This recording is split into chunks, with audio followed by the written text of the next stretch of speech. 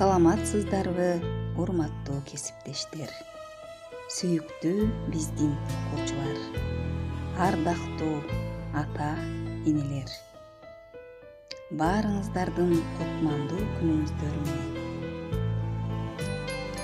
Бүгүн 23-сентябрь Кыргыз Республикасынын мамлекеттик тил күнү. Мындан туура 31 жыл мурун, тагыраак айтканда 1989 жылы 23 сентябрда кыргыз тили мамлекеттик тил деген статуска ээ болгон. Анда эмесе салтанаттуу кечени ачып берүү үчүн сөздү көптөгөн сыйлыктардын ээси, эл агартуунун отличниги, ошондой эле президенттин ардак грамотасынын ээси, Молдонияз мектеп гимназиясынын ректору Кандыбаева Фарида Кочкоровнага куттуктоо сөзүн беребиз. Урматтуу биздин Молдонияз атындагы мектеп гимназиясынын мугалимдери, окуучулары жана ата-энелер. Сиздерди 23 сентябрь Кыргыз Республикасынын мамлекеттик тил күнү менен мен өзүмдүн атымдан, мугалимдердин коллективдин атынан баарыңыздарды куттуктайм. Бул кыргыз тили өнүгүп өсө турган, өзүнүн тилини жоготпой турган тил. Бардыгыбыз ушул тилибиз менен, динибиз менен, өзүбүздүн символдору менен ар дайым сыймыктанып жүрөлүк. Бардыгыңыздардын үй бүлөңүздөргө тынчтык, амандык. Кайрадан ушул аралыктан окутуу аяктап, мектептин босогосуна аттап, бардыгыңыздар мектепке кайтып жолугушууну Кудай насип кылган болсун. Дагы бир жолу ушул тил майрамыбыз куттуу болсун. 23 сентябрь улуу майрам. Андыктан баарыңыздарды бүгүнкү улуу майрамы менен чын дилимден куттуктайм. Ооба, улуу майрам деп айтууга толук негиз бар. Анткени ар бир улуттун өзүнүн ыйык өзгөчөлүктөрү болот. Алардын эң башкысы бул эне тили. Саламатсыздарбы, урматтуу кесиптештер, биздин сүйүктүү окуучулар жана атактуу ата-энелер. Мен сиздерди 23 сентябрь мамлекеттик тил күнү менен чын жүрөктөн куттуктаймын. Жана ошондой эле сиздерге арналган «Эне тилим эчен кылым карыткан, эч ким аны өчүрө албайт тарыхтан» аттуу докладты сиздерге окуп койсом. 23 сентябрь кыргыз тили мамлекеттик тил макамын алган улуу күн.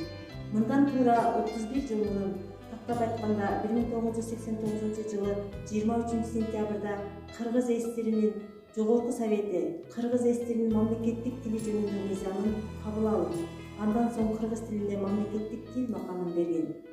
Бул мыйзам 2004 жылы Жогорку Кеңештин мыйзам чыгаруу жыйыны тарабынан жабыланып, анда кыргыз тили мамлекеттик тил, ал эми орус тили расмий тил деп жарыяланган.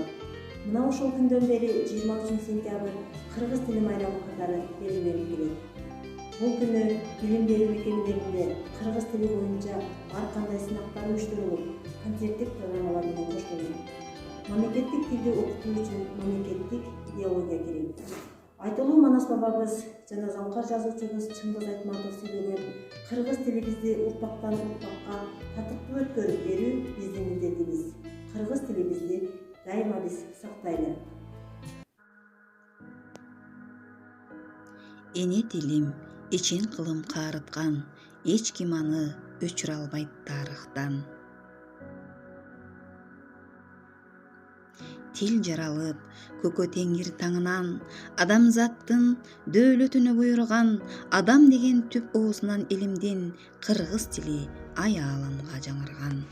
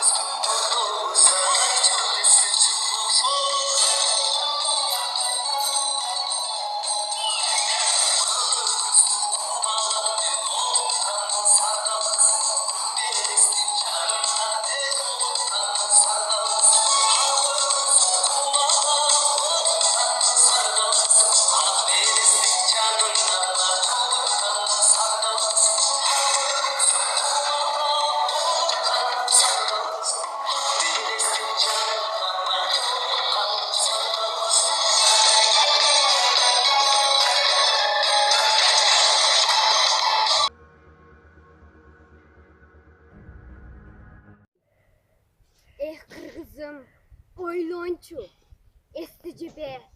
Эне атаңдын айтканын эски дебе. Тарыхты сен тарсатып салган менен, таңдайыңа сайылат эски жебе. Саламатсыздарбы, мен сиздерге эне тил жөнүндө ыры окуп берсем. Кыргызчалап сүйлөп койсок бирөөбүз, орусчаны билбейт го деп күлөбүз. О кыргызым, эне тилин баалабай, эмне бизге кыйын болуп жүрөбүз. Саламатсыздарбы, урматтуу мугалимдер. Мен сиздердин 23 сентябрь эне тил майрамыңыздар менен чын жүрөктөн куттуктаймын. Мен 6 А классын окуучусу Шеркозуева Акшола. Мен сиздерге Шайлообек Дүйшеевдин эне тилин уnuткандар деген ырды айтып берсем. Чырмалышкан иштин да чатышы бар, чындыктын да чыгышы батышы бар. Чытырманды кудайы пилелебез, чымындын да жашоого акысы бар. Кыргызмын дейсиң мага, кыйшаңдап бийлеп туруп.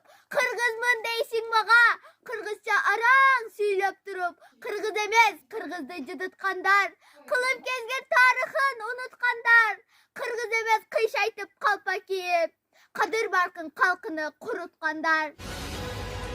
Манастай дастан айткан улуу тилим, махабат жалын чачкан сулуу тилим. Ак калпак ата журттун насибине асмандан инчи болуп тийген тилим. Арбай кылымдарды багынта бер, ардагым ата мурас кыргыз тилим.